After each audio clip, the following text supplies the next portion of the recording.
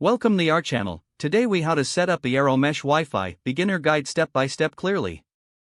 Begin by unboxing your Eero Mesh Wi-Fi system. Inside, you should find the Eero devices, power adapters, and an Ethernet cable. Plug one of the Eero devices into a power outlet near your existing modem. Connect the Eero device to the modem using the Ethernet cable. Wait for the light on the Eero to blink white. This indicates that the device is ready to be set up. Next, download the Eero app from your device's app store. Open the app and create an account, or log in if you already have one. The app will guide you through the setup process.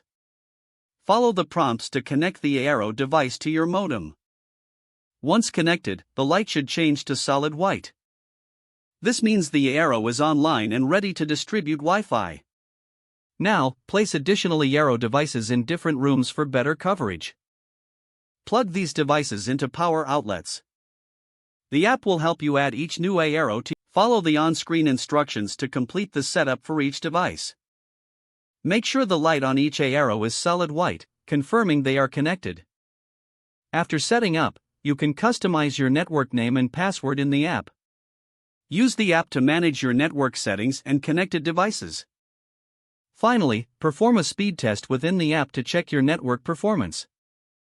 Congratulations!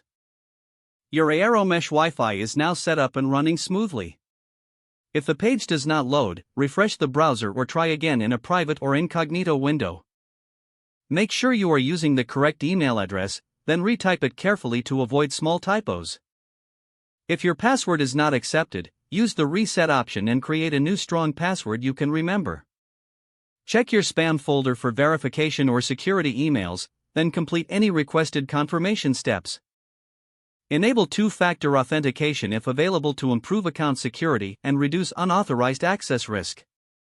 After signing in, review your profile details so your contact information and settings are accurate and current.